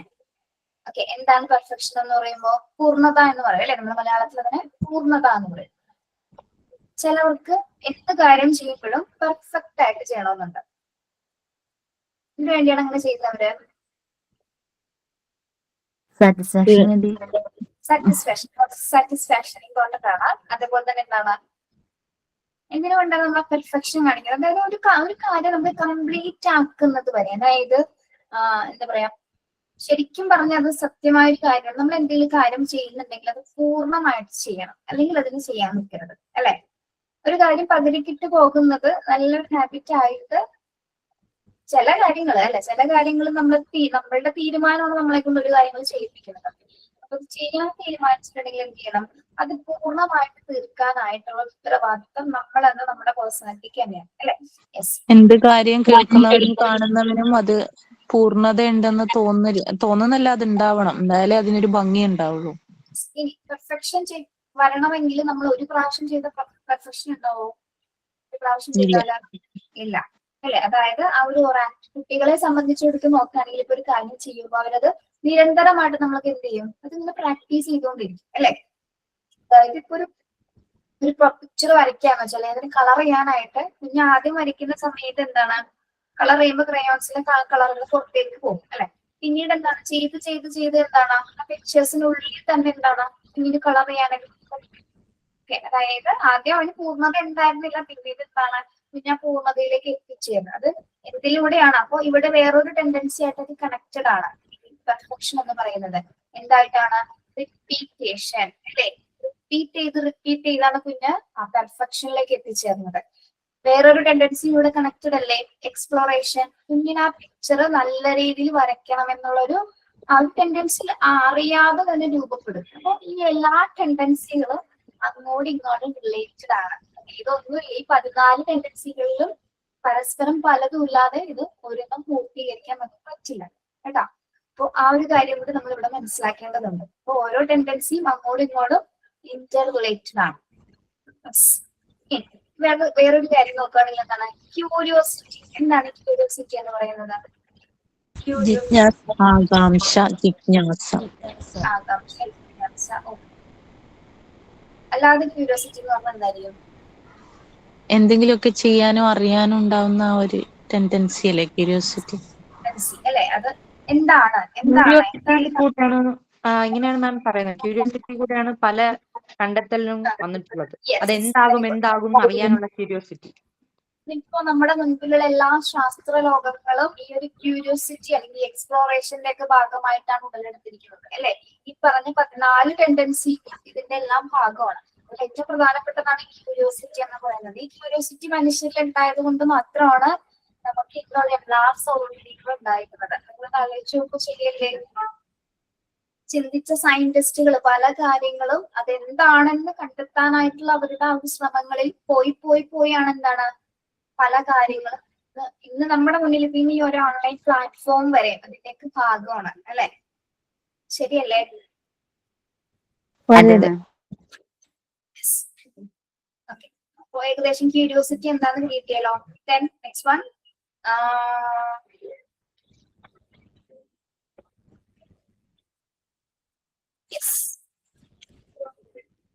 നെക്സ്റ്റ് എന്താണ്? കോൺസെൻട്രേഷൻ. നമുക്ക് ആവശ്യമുണ്ടോ കോൺസെൻട്രേഷൻ? ഓ, അത്യാവശ്യമാണ്. അത്യാവശ്യമാണ് അല്ലെ? ആവശ്യമുണ്ടോ? അത്യാവശ്യമാണ്. യെസ്. എന്തായിരിക്കും ഇപ്പൊ കോൺസെൻട്രേഷൻ അല്ലെങ്കിൽ ശ്രദ്ധ, അറ്റൻഷൻ എന്നൊക്കെ പറയുന്നത് എന്താണ്? ലൈഫിന്റെ ഓരോ സിറ്റുവേഷനിലും അത് ഒരു സ്റ്റുഡന്റ് ആവുന്ന മാത്രമല്ല, ഏതൊരു ജോബിലിരുന്നാലും അല്ല, നമ്മൾ ഏതൊരു പ്ലാറ്റ്ഫോമിലാണെങ്കിലും നമുക്ക് കോൺസെൻട്രേഷൻ വളരെ അത്യാവശ്യമാണ്. കുഞ്ഞു കുട്ടിയായിരിക്കുമ്പോൾ മുതൽ ആ ഒരു ഏജ് വരയ്ക്കും. കോൺസെൻട്രേഷൻ കുറയുന്ന കുട്ടിയാണ് ADHD എന്ന് പറഞ്ഞിട്ട് നമ്മുടെ ഒരു അസുഖം പറയുന്നില്ലേ, കുഞ്ഞുങ്ങളിൽ അറ്റൻഷൻ കുറയാന്നുള്ള രീതിയിൽ. അറ്റൻഷന്റെ കുറവാണ് ആ ഒരു അസുഖം എന്നുള്ളത്. അത് ട്രീറ്റ് ചെയ്യുന്നുണ്ട് ഇപ്പൊ. എങ്ങനെ നമുക്ക് നമ്മളുടെ ഈ ഒരു ടെൻഡൻസി എങ്ങനെയാണ് വരുന്നത്? നിങ്ങളൊന്ന് ആലോചിക്കുക, നിങ്ങളിൽ എത്രത്തോളമാണ് കോൺസെൻട്രേഷൻ ഉള്ളത്? നമുക്ക് ഏതൊക്കെ സമയത്താണ് ഇത് ഉണ്ടാവുന്നത്? ഈ ഒരു ടെൻഡൻസി എപ്പോഴാണ് നമുക്ക് വരുന്നത്? കോൺസെൻട്രേഷൻ കൂടുതൽ കിട്ടുന്നത് നമുക്ക് ഇഷ്ടമുള്ള കാര്യങ്ങൾ ചെയ്യുമ്പോൾ. ഇഷ്ടമുള്ള കാര്യങ്ങൾ ഏറ്റവും അതെ മാം, ഏറ്റവും ഇൻട്രസ്റ്റ്, റസ്മിന പറഞ്ഞത് കറക്റ്റ് ആണ്. ഏറ്റവും ഇൻട്രസ്റ്റഡ് ആയിട്ടുള്ള കാര്യം നമ്മൾ ചെയ്യുമ്പോൾ നമ്മുടെ കോൺസെൻട്രേഷൻ അത്രയും ഹൈ ആയിരിക്കും. ഇച്ചിരി ഇൻട്രസ്റ്റ് കുറവായിട്ടുള്ള കാര്യം നമ്മൾ ചെയ്യുമ്പോൾ നമ്മുടെ കോൺസെൻട്രേഷൻ ഡീവിയേറ്റ് ആവും. മാക്സിമം പോയാൽ ഒരു 20 മിനിറ്റ്സ് നമുക്ക് അതിൽ കോൺസെൻട്രേറ്റ് ചെയ്യാൻ പറ്റും. സപ്പോസ് ഇപ്പം നല്ല ഒരു ഫുഡ് എന്താ പറയണ്ട കുക്ക് ചെയ്യുന്ന ഒരാൾക്കാണെങ്കിൽ ആ കുക്ക് ചെയ്യുമ്പോൾ അവർ അതിൽ കംപ്ലീറ്റ് കോൺസെൻട്രേറ്റഡ് ആയിരിക്കും. അവർ ആ ചെയ്യുന്നതിന്റെ ഇടയിൽ ബാക്കി കാര്യങ്ങളൊക്കെ വന്നാൽ അവർ ഡിസ്ട്രാക്ട് ആവത്തില്ല. പക്ഷെ കുക്കിംഗ് ഇപ്പൊ അറിയാത്തൊരു ലേഡിയാണ്, അല്ലെങ്കിൽ ഇപ്പൊ ജെൻസ് ആയിരുന്നാലും ശരി, അവരത് ചെയ്യുമ്പോഴത്തേക്കിനും അവര് ഡിസ്ട്രാക്ട് ആവും അങ്ങോട്ടും ഇങ്ങോട്ടും. കാരണം അവർക്ക് അറിയില്ല, അവര് വേറൊന്നിൽ നോക്കി, യൂട്യൂബ് നോക്കി, അല്ലെങ്കിൽ ആരുടെങ്കിലും ചോദിച്ചൊക്കെ ആയിരിക്കും ചെയ്യുന്നത്. കോൺസെൻട്രേഷൻ ഇപ്പൊ പാചകത്തിലാണെങ്കിലും പഠനത്തിലാണെങ്കിലും ഏത് മേഖലയിലാണെങ്കിലും നമ്മുടെ ടേസ്റ്റ് അനുസരിച്ചിട്ട് അല്ലെങ്കിൽ നമ്മുടെ ഇൻട്രസ്റ്റ് അനുസരിച്ചിട്ട് മാത്രമേ കോൺസെൻട്രേഷൻ അവിടെ കൊടുക്കാൻ പറ്റുള്ളൂ അല്ലെ. ഇഷ്ടമുള്ള ഒരു കാര്യമാണ്. ഇപ്പൊ നിങ്ങള് ഏറ്റവും ഇഷ്ടപ്പെട്ട ഒരു പാട്ട്, നിങ്ങൾക്ക് പാട്ട് പാടാനാണ് ഇഷ്ടമെങ്കിൽ നിങ്ങൾ മാക്സിമം അതിന്റെ ലിറിക്സ് ഒക്കെ ശ്രദ്ധിച്ച് നന്നായിട്ട് പാടാൻ ശ്രമിക്കുന്നുണ്ട് അല്ലെ. Yes, maximum. അപ്പൊ ഇവിടെ ഏതൊക്കെ ടെൻഡൻസീസ് ആയിട്ട് വേറെ കണക്ഷൻ വരുന്നുണ്ട്? പെർഫെക്ഷൻ വരുന്നുണ്ട് അല്ലെ. പെർഫെക്ഷൻ വരുന്നുണ്ട്, റിപ്പീറ്റേഷൻ വരും, എക്സ്പ്ലോറേഷൻ വേണമെങ്കിൽ നമുക്ക് അതിൽ ഉൾപ്പെടുത്താം. ക്യൂരിയോസിറ്റിയും ഉൾപ്പെടുത്താം. എത്ര നന്നായിട്ട് എനിക്ക് പാടാൻ പറ്റും. ക്യൂരിയോസിറ്റി. ഓക്കെ, അപ്പൊ കണ്ടോ അങ്ങോട്ടും ഇങ്ങോട്ടൊക്കെ കണക്റ്റഡ് ആണെന്ന്. Yes, okay. നെക്സ്റ്റ് വൺ എന്താണ്? ക്രിയേറ്റിവിറ്റി. ഞാൻ അവിടെ നിന്ന് ഇവിടുന്നൊക്കെ ഓരോന്നും പറയുന്നുള്ളൂ കേട്ടോ വെറുതെ. ക്രിയേറ്റിവിറ്റി എന്താണ്? ക്രിയേറ്റിവിറ്റി ടീച്ചർ ഒരു കാര്യം ചോദിക്കട്ടെ? Yes, creativity is close related to ഇതിൽ ഏത് ടെൻഡൻസി ആയിരിക്കും ഏറ്റവും കൂടുതൽ റിലേറ്റ് ചെയ്യുന്നത്? ക്യൂരിയോസിറ്റിയിലൂടെയാണ് ക്രിയേറ്റീവ് ആയിട്ട് ചിന്തിക്കാൻ പറ്റുക. ക്യൂരിയോസിറ്റി വരുമ്പോൾ ക്രിയേറ്റിവിറ്റി താനേ വരും എന്നാണ് എനിക്ക് തോന്നുന്നത്. അതിൽ കോൺസെൻട്രേഷൻ വേണം, പിന്നെ അതോടുകൂടി നമ്മൾ എക്സ്പ്ലോർ ചെയ്യും. റിപ്പീറ്റേഷനിലൂടെയാണ് അത് സാധിക്കുക. മൊത്തം കണക്റ്റഡ് ആണ്. അപ്പൊ അതായത് ക്രിയേറ്റീവ് എന്ന് പറഞ്ഞാൽ നമുക്ക് പുതിയതായിട്ട് എന്തെങ്കിലും കണ്ടെത്താൻ വേണ്ടിയിട്ടാണ് നമ്മൾ പുതിയതായിട്ട് എന്തോ സൃഷ്ടിക്കുന്നതിന് വേണ്ടിയിട്ടാണ് നമ്മൾ ആ ഒരു കഴിവിനെയാണ് നമ്മൾ ക്രിയേറ്റിവിറ്റി എന്ന് പറയുന്നത്. എല്ലാ മനുഷ്യരിലുണ്ട്. ക്രിയേറ്റിവിറ്റി ഇല്ലാത്ത മനുഷ്യർ ആരുമില്ല. ചെറിയ രീതിയിൽ ഏതെങ്കിലും ഒരു പോയിന്റിൽ അല്ലെങ്കിൽ ഏതെങ്കിലും ഒരു അസ്പെക്റ്റിൽ എല്ലാ മനുഷ്യനും എന്തുണ്ട്? ക്രിയേറ്റിവിറ്റി ഉണ്ട്. നിങ്ങൾ വിചാരിക്കുമോ എനിക്കൊരു കഴിവില്ല, എനിക്ക് അങ്ങനെയാണെന്ന് വിചാരിക്കും. നിങ്ങൾക്കും നിങ്ങളുടെ കഴിവ് ചിലപ്പോൾ കാണാൻ പറ്റുന്നതായിരിക്കും. എല്ലാ മനുഷ്യരും ഉണ്ട്. ഈ പറഞ്ഞ എല്ലാ കാര്യങ്ങളും നമ്മുടെ എല്ലാവരും ഉണ്ട്. നമ്മളത് കാണുന്നില്ല, അല്ലെങ്കിൽ നമ്മൾ അതിനെ പുറത്തേക്ക് എടുക്കുന്നില്ല. അതുകൊണ്ട് മാത്രമാണ് ഇതൊന്നും പുറത്തേക്ക് വരാത്തത്. ഓക്കെ, ഇപ്പൊ ഞാനൊരു കാര്യം ചോദിക്കട്ടെ? നമ്മളുടെ ക്ലാസ് തുടങ്ങി ഈ ഒരു സമയം വരെ, അതായത് ഇന്നത്തെ ക്ലാസ് വരെ നിങ്ങളില് പലതരത്തിലുള്ള മാറ്റങ്ങൾ വന്നിട്ടുണ്ടെന്ന് നിങ്ങൾക്ക് തോന്നുന്നുണ്ടാവും? തീർച്ചയായിട്ടും തോന്നുന്നുണ്ട്. സത്യമായിട്ട് പറയണം. തോന്നുന്നുണ്ട് മാം. തീർച്ചയായിട്ടും മാറ്റങ്ങൾ വന്നിട്ടുണ്ട്. നിങ്ങൾ ചിന്തിക്കുന്ന രീതികൾ മാറിയിട്ടുണ്ട് അല്ലെ, നിങ്ങൾ പ്രവർത്തിക്കുന്ന രീതി മാറിയിട്ടുണ്ട്, നിങ്ങളുടെ ബിഹേവിയറിൽ മൊത്തത്തിൽ ചേഞ്ചസ് വന്നിട്ടുണ്ട്, അല്ലെങ്കിൽ മറ്റുള്ളവരോട് പെരുമാറ്റം എന്താണെങ്കിൽ പോലും എവിടെയൊക്കെ നിങ്ങളിൽ വേരിയേഷൻസ് സംഭവിച്ചിട്ടുണ്ടെന്ന് നിങ്ങൾക്ക് തിരിച്ചറിയാൻ പറ്റുന്നുണ്ടോ? Yes ma'am, of course. ഉണ്ട് മാം, ഒരിക്കലും ഞാൻ ഉണ്ട്. പേഷ്യൻസിനെ ഞാൻ പറയുന്നില്ല, പേഷ്യൻസ് ക്ഷമ കുറെ പേർക്ക് അതങ്ങനെ പെട്ടെന്ന് വരുന്നതല്ല, എന്നാൽ പോലും എന്നാലും കുറെ പേര് ഇവിടെ നമ്മൾ കോൺവൊക്കേഷൻ ഒക്കെ കുറെ കുട്ടികൾ ഇത് എക്സ്പീരിയൻസ് ഷെയർ ചെയ്യുമ്പോൾ പറയുമ്പോൾ ടീച്ചറെ ഏറ്റവും നല്ലൊരു ക്ഷമ ഞാൻ പഠിച്ചത് ഈ ഒരു കോഴ്സിലൂടെയാണെന്ന് പറയും. പക്ഷെ ഇത് എല്ലാവർക്കും കിട്ടണമെന്നില്ല കേട്ടോ, എല്ലാവർക്കും അതേപോലെ അത് ആ കുട്ടിക്ക് പറ്റി, അത് ആള് ചിലപ്പോൾ അതിനു വേണ്ടി പരിശ്രമിച്ചിട്ടുണ്ടാവും. അയാൾ പറയുന്നത് ആൾക്ക് ഏറ്റവും ക്ഷമയില്ലാത്തൊരു കുട്ടിയായിരുന്നു. അതായത് കുട്ടികളോടാണെങ്കിൽ ഹസ്ബൻഡിനോടാണെങ്കിൽ ഫാമിലിയിലൊക്കെ എല്ലാവരോടും ഇങ്ങനെ ചാടിക്കടിക്കുക, ബഹളം വെക്കുക, അങ്ങനെയൊക്കെ പ്രശ്നങ്ങളായിരുന്നു. പിന്നീട് പെണ്ണിന്റെ ക്ലാസ്സുകൾ കഴിയും തോറും ആളിൽ ഒരുപാട് വ്യത്യാസം. ആളെപ്പോഴും ക്ലാസ്സിൽ കയറുമ്പോൾ പറയുന്നത് ടീച്ചർ, എന്നിട്ട് ലാസ്റ്റ് എന്റെ വന്ന് കൈ പിടിച്ചിട്ടാണ് പറഞ്ഞത്, സത്യമായിട്ട് കേട്ടോ ടീച്ചർ ഒരുപാട് ഹെൽപ്പ് ചെയ്തിട്ടുണ്ട് സൈക്കോളജി ക്ലാസ്സിൽ. എനിക്ക് ഈ ക്ഷമ എന്നൊരു 2 അക്ഷരത്തിന് എനിക്ക് കൊണ്ടുവരാൻ പറ്റിയത് ഈ ഒരു കോഴ്സ് ജോയിൻ ചെയ്തുകൊണ്ട് മാത്രമാണ്. അപ്പൊ ഏറ്റവും കൂടുതൽ ഹെൽപ്പ് ചെയ്തിരുന്നത് അപ്പൊ ആൾക്ക് ഉണ്ടായ മാറ്റം ആൾക്ക് റിയലൈസ് ചെയ്ത് കാണാൻ പറ്റില്ല. അത് പറഞ്ഞാൽ എനിക്കിപ്പോ എന്നെ കുറിച്ച് ഓർത്ത് അഭിമാനം തോന്നാന്ന് പറയുന്നത്. കാരണം ആ ഒരു സ്വഭാവം അപ്പൊ അയാൾ പറയും പുറകിലോട്ട് ചിന്തിച്ചു നോക്കുമ്പോ കുട്ടി ഉണ്ടായിരുന്നു, മോള് ഉണ്ടായിരുന്നു കൂടെ. അപ്പൊ മോള് വരെ പറയൂ നമ്മ ഇങ്ങനെയൊന്നും ആയിരുന്നില്ലല്ലോ, ഇങ്ങനെയൊന്നും അമ്മ എന്നോട് സംസാരിച്ചിട്ടില്ല, ഇപ്പൊ ഇങ്ങനെയാണ്. അപ്പൊ കുട്ടി അവരെ വീട്ടിൽ തന്നെ എന്താ പറയാ, കുട്ടി പറയാണ് വീട്ടിലെ ചുറ്റുപാടേ തന്നെ മാറിപ്പോയി, വീട്ടിലൊരു ഹാപ്പിനെസ് അതിനകത്ത് വന്ന പോലെയാണ് ആൾക്ക് ഫീൽ ചെയ്യുന്നത്. അല്ലെങ്കിൽ എന്താ പറയാ, ആ ഒരാള് കാരണമാണ് എപ്പോഴും പ്രശ്നം ഉണ്ടാകുന്നത്, ബഹളം വെക്കുന്നത്, ഒച്ചപ്പാടെടുക്കുന്നത്, അങ്ങനെ കുറെ പ്രശ്നങ്ങൾ. അതായത് ഈ ആള് മാത്രം, മനസ്സിലായോ? ഈ കുട്ടി എന്നെയാണ് എപ്പോഴും, അതായത് ഈ സ്റ്റുഡന്റ് എന്നെയാണ് എപ്പോഴും പ്രശ്നം ഉണ്ടാക്കി. വലിയതാണ്, പ്രായമുണ്ട് അത്യാവശ്യം, ഒരു 35 അതൊക്കെ കഴിഞ്ഞ ആളാണ്. എന്നാൽ പോലും ആള് പറയാണ് വീട്ടിൽ വന്ന മാറ്റം തന്നെ, അതായത് ആള് നോർമൽ ആയി കഴിഞ്ഞു. നോർമൽ മീൻസ് ആൾക്ക് പല കാര്യങ്ങളും ക്ഷമിക്കാൻ തുടങ്ങിയപ്പോ വീട്ടിലെ അന്തരീക്ഷം തന്നെ മാറി. അപ്പൊ ചില പലർക്കും കാര്യങ്ങൾ നമ്മൾ ചെയ്തു പോവെങ്കിൽ പോലും നമ്മൾ റീതിങ്ക് ചെയ്യുന്നുണ്ട്, പാടില്ലല്ലോ, അങ്ങനെ ചെയ്യരുതല്ലോ എന്നുള്ളൊരു റീതിങ്കിങ് വരാൻ കാരണം തന്നെ ഈ കോഴ്സാണ്. നമ്മൾ കുട്ടികളോട് എന്തായാലും നമുക്ക് ക്ഷമ കിട്ടില്ല, നമ്മളെ അടിച്ചു പോവും കുട്ടികളെ. പക്ഷെ ഈ ഒരു കോഴ്സിൽ ചേർന്ന ശേഷം പരമാവധി കുട്ടികളെ എങ്ങനെ, ചെറിയ കുട്ടികളെ അടിക്കാതെ എങ്ങനെ നമുക്ക് പറഞ്ഞു കൊടുക്കാന്നുള്ളത് ട്രൈ ചെയ്യാൻ തുടങ്ങിയത് ഈ കോഴ്സിന് ചേർന്നതിന് ശേഷം തന്നെയാണ്. പിന്നെ നമ്മൾ ചിന്തിക്കുകയാണെങ്കിൽ നമ്മുടെ ലൈഫ് ആകെ കുറച്ചുള്ളൂ അല്ലെ, നമ്മൾ എപ്പോ പോകുമെന്ന് നമുക്ക് അറിയാൻ പാടില്ല. അതിന്റെ ഇടയിൽ എന്തിനാണല്ലേ ഒരുപാട് വഴക്കുകള്, പ്രശ്നങ്ങള്, ഈഗോ, ഒരുപാട് കാര്യങ്ങൾ ഓരോ കുടുംബങ്ങളിൽ നടക്കുന്നുണ്ട് അല്ലെ, ഓരോ വീടുകളിൽ നടക്കുന്നുണ്ട്. സത്യമാണ്. ഇപ്പൊ നമ്മുടെ ഫാമിലിയുടെ ഇടയിലാണെങ്കിലും ഫ്രണ്ട്സിന്റെ ഇടയിലൊക്കെ എല്ലാവരും. പക്ഷെ നമ്മളൊന്ന് ആലോചിച്ച് നോക്കി, ഇന്ന് ഈ സമയത്ത് നമ്മൾ കണ്ടു, നാളെ ഈ സമയത്ത് നമ്മുടെ കൂടെ അവരാരും തന്നെ ചിലപ്പോൾ ഉണ്ടാവണമെന്നില്ല, നമ്മൾ പോലും ഉണ്ടാവണമെന്നില്ല അല്ലെ.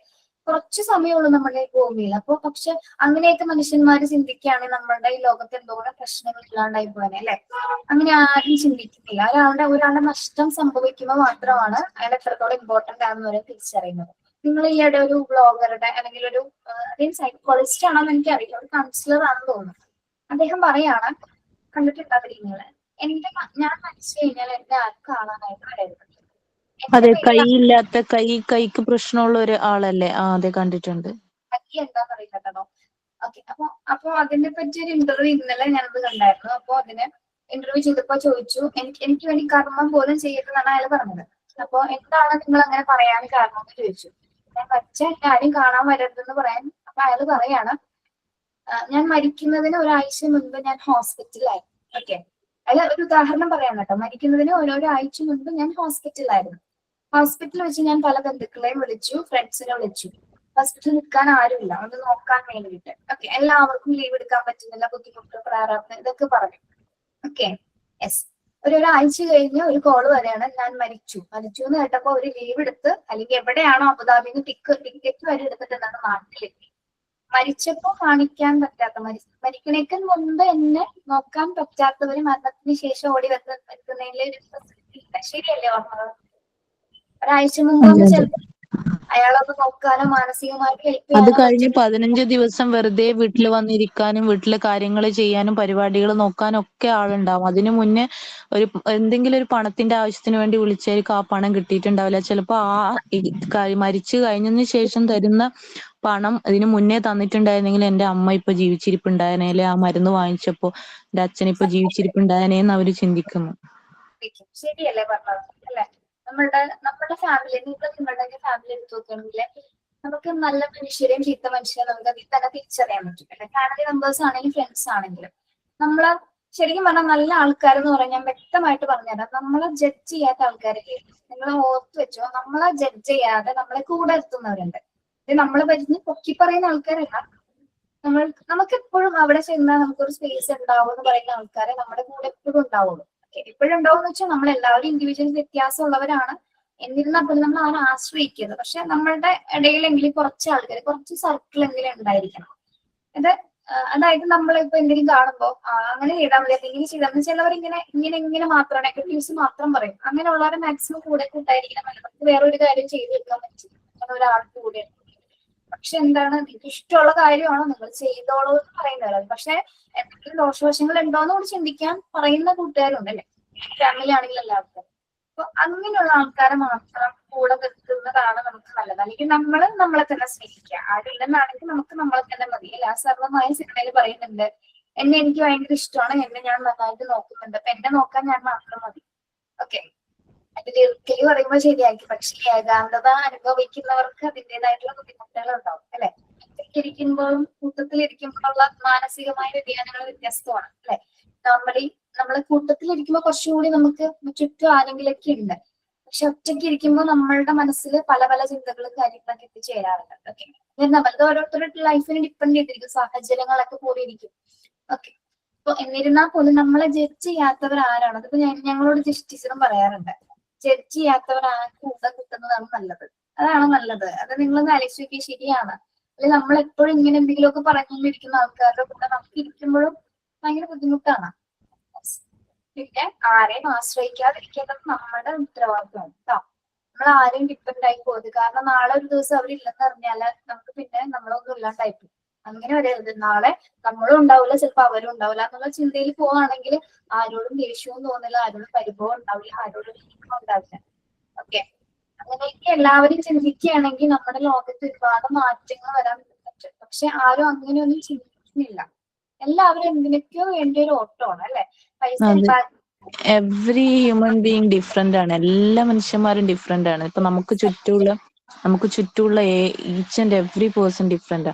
അപ്പൊ അവരെല്ലാവരെയും അവരെ ബിഹേവിയർ അതാണ് എന്ന് നമ്മൾ മനസ്സിലാക്കി അവരോട് പൊരുത്തപ്പെട്ടു പോവാണെങ്കിൽ നമുക്കൊരു പ്രശ്നം ഉണ്ടാവില്ല. പക്ഷെ അവരെ പ്രശ്നങ്ങൾ കണ്ടുപിടിച്ച് നമ്മൾ അതിനെ തിരുത്താൻ നോക്കി മുന്നോട്ട് പോകാൻ ശ്രമിച്ചു കഴിഞ്ഞാൽ ഒരിക്കലും അത് നടക്കൂല.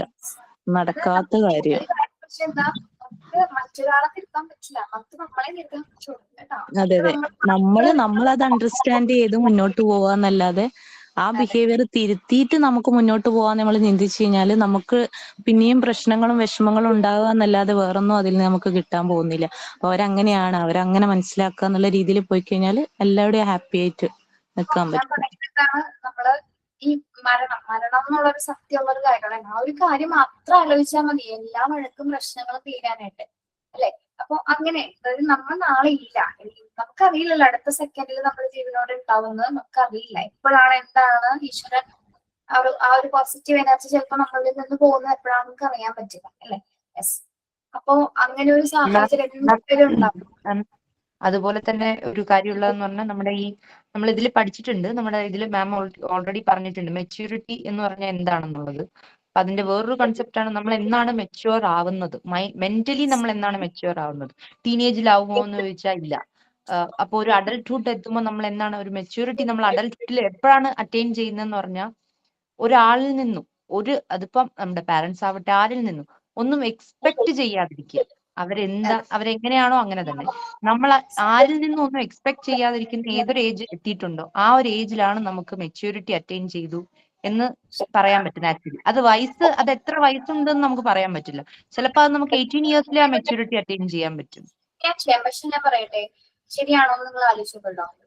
ഈ തോന്നുന്ന ഒരു നമ്മുടെ 30 ശേഷം അങ്ങോട്ടുള്ള ലൈഫിൽ 30 ശേഷം ആ ഒരു സമയത്താണ് നമുക്ക് പല കാര്യങ്ങളൊക്കെ കൃത്യമായിട്ട് എക്സ്പീരിയൻസ് ചെയ്യുന്നത്. മനുഷ്യന്മാരെ വരെ തീർച്ചയായിട്ടും നമുക്ക് ചില കാര്യങ്ങളില് ഇത്രയേ ഉള്ളൂ, ഇത്രയാണെന്നൊക്കെ മനസ്സിലായി തുടങ്ങുന്ന ആ ഒരു സമയം. എനിക്ക് തോന്നുന്നു 30 വയസ്സ് കഴിയുമ്പോഴാണ് ശരിക്കും വേണമെങ്കിൽ ഈ ഒരു മെച്യൂരിറ്റിയുടെ ഒക്കെ നമ്മൾ പല കാര്യം റിയലൈസ് ചെയ്യുന്നത് അല്ലെ. ഇപ്പൊ ചിലര് ചിന്തിക്കാറുണ്ട് വിവാഹം വരെ ഒരു ഓപ്ഷനിലായിരുന്നു അല്ലെ. നമുക്ക് എന്താ പറയാ അങ്ങനെ ആ ഒരു കെട്ടുപാട് ഇല്ലാതിരുന്നെങ്കിൽ ഇന്നത്തെ കാലഘട്ടത്തിൽ അല്ലെങ്കിൽ ഒരു കാലഘട്ടത്തില് സ്ത്രീകൾ അതിനെക്കുറിച്ച് ചിന്തിക്കാനായിട്ട് ചിലപ്പോൾ കുറെ സമയം എടുത്താണ്.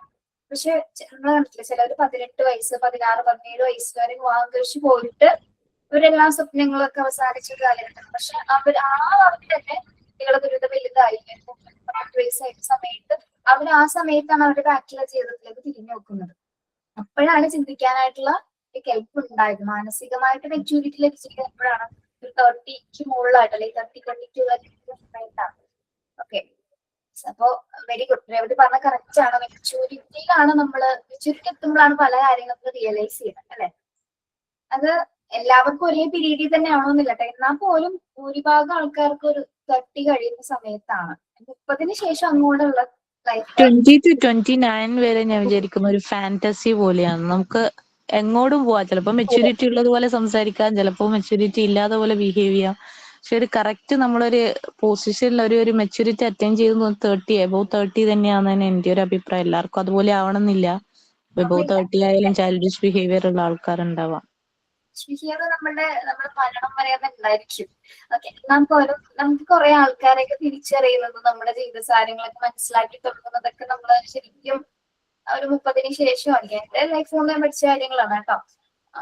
നമുക്ക് മറ്റുള്ളവരെ മനസ്സിലാക്കാൻ കുറച്ചും കൂടി എളുപ്പം ഈ ഒരു ഏജ് കഴിയുമ്പോഴാണ്. ആൾക്കാർ എങ്ങനെയാണ്, അല്ലെങ്കിൽ നമ്മള് എന്താ പറയാ, നമ്മള് ഒറ്റയ്ക്കാണ് തന്നെ ചിന്തിക്കുന്നതായിരിക്കും എല്ലാവർക്കും നല്ലത് അല്ലെ. നമ്മൾ ആരെ ആശ്രയിക്കരുത്. ആരുമായിട്ട് എല്ലാവർക്കും സ്നേഹം കാണിക്കുന്നതിന് പ്രശ്നമൊന്നുമില്ല. പക്ഷെ ആരും നമുക്കൊരു ആവശ്യം വരുന്ന സമയത്ത് ചിലപ്പോൾ ഉണ്ടാവണമെന്നില്ല അല്ലെ.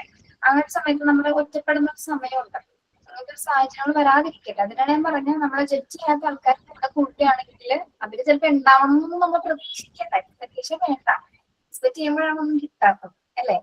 എക്സ്പെക്ടേഷൻസ് കൂടുതലാണ്. ആണോ ഷിജിനാസെ? എക്സ്പെക്ടേഷൻ കൂടുതലാവുമ്പോഴാണ് നമുക്ക് ഭയങ്കര ഫീലിംഗ്, ഇമോഷൻ എല്ലാം വരുന്നത്.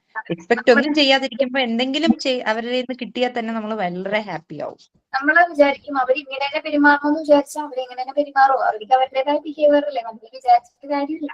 ഓക്കെ, പക്ഷെ നമ്മൾ അങ്ങനെ വിചാരിച്ചു അല്ലെ. ഞാൻ വിചാരിച്ചു നീ നമ്മൾ അങ്ങനെ ചില ടെൻഷൻസ് അങ്ങനെയല്ല. നമ്മൾ അങ്ങനെ അത്ര റിലേഷൻ അല്ലേ, എന്നിട്ട് അത് അങ്ങനെ ചെയ്തില്ലല്ലോ ഇങ്ങനെ ചെയ്തില്ലല്ലോ എന്ന് ചെയ്യുമ്പോൾ നമുക്ക് ടെൻഷൻസ് വരിക. നമ്മൾ എക്സ്പെക്ട് ചെയ്യാതിരിക്കുക. നമ്മളെല്ലാ കാര്യത്തിനും നമ്മൾ എല്ലാത്തിനും റെഡിയായി നിന്നാൽ നമുക്ക് ചെയ്യാൻ പറ്റുന്നുള്ള ഒരു കോൺഫിഡൻസ് ഉണ്ടെങ്കിൽ ബാക്കിയുള്ള കാര്യങ്ങൾ പുറകെ വരും എന്നാണ് എൻ്റെ ഒരു വിശ്വാസം. അപ്പൊ നമുക്ക് അപ്പൊ ഇങ്ങനത്തെ ഒരു ചാപ്റ്റർ ആണ് നിങ്ങൾ പഠിക്കാൻ പോകുന്നത്. എങ്ങനെയുണ്ട് കേട്ടിട്ട്? പറഞ്ഞപ്പോ വിചാരിച്ചു ഭയങ്കര കുഴപ്പമായിരിക്കും അല്ലേ. എളുപ്പമാണ്, പക്ഷെ അങ്ങനെ പറഞ്ഞൊപ്പിക്കാൻ കുറച്ച് ബുദ്ധിമുട്ടുണ്ട്. അതുകൊണ്ടാണ് ഞാൻ പറഞ്ഞ ഇത് നിങ്ങളെ കൊണ്ട് വായിപ്പിക്കും. ഓരോ ടെൻഡൻസി എന്താണോ നിങ്ങളെ കൊണ്ട് വായിപ്പിക്കും. പക്ഷെ നമ്മള് എല്ലാവർക്കും മനസ്സിലാവുന്ന രീതിയിൽ ഒരൊറ്റ എക്സ്പ്ലനേഷൻസേ കാര്യമുള്ളൂ കേട്ടോ. ഓരോ സെന്റൻസും അത് മനസ്സിലാക്കി എടുക്കാൻ പറഞ്ഞാൽ കുറച്ച് ബുദ്ധിമുട്ടാണ്. പറ്റുന്നുണ്ടെങ്കിൽ നിങ്ങൾ വെറുതെ ടെക്സ്റ്റ് വായിക്കാൻ താല്പര്യം ഉണ്ടെങ്കിൽ വായിച്ചിരിക്കും. പക്ഷെ എനിക്ക് തോന്നുന്നു ഇത് ഓരോ ടെൻഡൻസി എന്താണെന്ന് നിങ്ങൾക്ക് പഠിച്ചാൽ പോലെ. ബേസിക് ആയിട്ട് അത് എന്താണെന്ന് ഉദ്ദേശിക്കുന്നതല്ലേ, അറിയുന്നല്ലേ നല്ലത്. ഏകദേശം ടെൻഡൻസിനെ റിലേറ്റ് ചെയ്തിട്ട് ഈ ഒരു ചാപ്റ്റർ എന്തായിരിക്കും എന്ന് നിങ്ങൾക്ക് ധാരണ വന്നിട്ടില്ലേ? ബാക്കി നമുക്കിപ്പോ അടുത്ത ക്ലാസ്സിൽ എടുക്കാം. സെമിനാർ അടുത്ത ക്ലാസ്സിൽ മാക്സിമം തീർക്കാൻ നോക്കണം കേട്ടോ. Okay, thank you. Have a nice day. Sign out. Thank you മാം.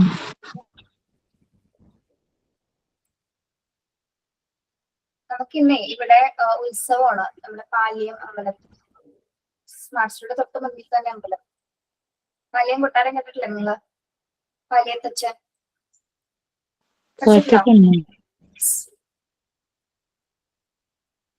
അതുപോലെ നമ്മുടെ കണ്ണൂര് ഭാഗത്ത് അണ്ടല്ലൂർക്കാവ് കേട്ടിട്ടുണ്ടോ? ഇവിടെ നല്ല മേളം നടന്നുകൊണ്ടിരിക്കുക. അപ്പൊ നമ്മള് രാവിലെ എല്ലാവരും അമ്പലത്തിലേക്ക് പോയി. ശിവരാത്രി ആയിട്ട് ഇന്നലെ. പിന്നെ നമ്മളുടെ ഇവിടെയാണ്, നിങ്ങളോട് പറഞ്ഞിട്ടുണ്ടെന്ന് തോന്നുന്നല്ലേ, ജയചന്ദ്രന്റെ വീട് ഇവിടെ കൊട്ടാരം. ഇവിടുന്ന് ഈ ഒരു പുഴ കിടന്ന് ഇവിടെ കൊട്ടാരമാണ്. പുഴയല്ല, അതൊരു തോടാണ് കേട്ടോ. കൊട്ടാരമാണ്, പാലയും കൊട്ടാരം. കൊട്ടാരത്തിന്റെ അകത്ത് തന്നെയാണ് ഒരു ചെറിയൊരു കോംപ്ലക്സിലാണ് അദ്ദേഹത്തിന്റെ വീട്. പി ജയചന്ദ്രൻ, പാട്ടുകാരൻ. ഇന്നലെ അദ്ദേഹത്തിന്റെ ഭാവചന്ദ്രിക എന്ന് പറഞ്ഞൊരു പ്രോഗ്രാം ഉണ്ടായിരുന്നു. അതായത് 16 ആർട്ടിസ്റ്റുകൾ ഉണ്ടായിരുന്നു, മ്യൂസിക് ആർട്ടിസ്റ്റുകൾ. പെർഫോം ചെയ്തിരുന്നു. അഫ്സൽ ഉണ്ടായിരുന്നു. അതേപോലെ നമ്മുടെ മിൻമിനിയില്ലേ, ചിന്ന ചിന്ന ആൻസി പാടിയത്. യെസ്, അങ്ങനെ കുറച്ച് ആർട്ടിസ്റ്റുകൾ ഉണ്ടായിരുന്നു. എന്റെ പ്രോഗ്രാംസ് എല്ലാം പഴയ പാട്ട് രസമായിരുന്നു അറിയാം. ഒരു 7 മണിക്ക് തുടങ്ങിയ ഒരു 11:30 ആ സമയം എത്ര ഉണ്ടായി. കുറെ കേട്ടു പാട്ടുകള്. പിന്നെ നമ്മുടെ ആർട്ടിസ്റ്റ് അശോകൻ അറിയാമോ? അശോകൻ തോമസ് കുട്ടി എന്ന് പറഞ്ഞാൽ മനസ്സിലാവും അല്ലേ? ഓ അറിയാം. Okay okay. യെസ്, അദ്ദേഹത്തിന്റെ പാട്ടുണ്ടായിരുന്നു. അദ്ദേഹം നന്നായിട്ട് ഞാൻ ആദ്യത്തെ കേൾക്കുന്നുണ്ട് അദ്ദേഹം പാടുമെന്നുള്ളത്. നന്നായിട്ട് പാട്ട്. പിന്നെ അതെ, ഫിച്ചു പാട്ട് എന്ന് പറഞ്ഞപ്പോ ഒരു സംശയം. അശോകൻ എന്ന് പറഞ്ഞ തോമസ് കുട്ടി എന്ന് പറഞ്ഞപ്പോ ആക്ടറാണ്. യെസ്, അദ്ദേഹം പാടിയത് അനുരാഗ ഗാനം പോലെ എന്ന് പറഞ്ഞ പഴയ പാട്ട് കേട്ടിട്ടുണ്ടോ നിങ്ങള്? യെസ്, അതാണ് പാടിയത്. പിന്നെ ഉപാസന എന്ന് പറഞ്ഞ പാട്ടുണ്ട്, പഴയ കാല പാട്ടാണ്. അതും ജയചന്ദ്രൻ പാടിയതാണ്. പഴയ പിന്നെ റസാത്തിന്റെ അത് അഫ്സലൊക്കെ പാടിയിരുന്നു. അഫ്സൽ ഉണ്ടായിരുന്നു. അഫ്സൽ അറിയാൻ പറ്റുമോ റസ്മിനൊക്കെ? അറിയാം. ആ യെസ്, അതാണ് പാടിയിരുന്നത്. നല്ലോണം പാടി. പിന്നെ പ്രായം തമ്മിൽ മോഹം നൽകിയതൊക്കെ പി ജയചന്ദ്രൻ പാടിയതാണ്. കുറെ പേരൊക്കെ അറിയുന്നത് അപ്പോഴാണ്. എനിക്കറിയായിരുന്നു കേട്ടോ. ഞാൻ അദ്ദേഹത്തിന്റെ അത്യാവശ്യം കളക്ഷൻസ് ഉള്ളതാണ്. പിന്നെ ആലിയുമായി നല്ല പാട്ടല്ലേ വീരണ്ടില്. സുപ്രഭാതം പാടിയ ആ മനുഷ്യനാണെന്ന് എനിക്ക് അറിയാമോ? കേട്ടിട്ടുണ്ടോ പഴയ പാട്ട്? കേൾക്കുന്നുണ്ട്. ഇദ്ദേഹം അറിയില്ലായിരുന്നു. അതിനാണ് നീലഗിരിയുടെ സഖികളെ ജ്വാലാമുഖികളെ. കേട്ടിട്ടുണ്ട്.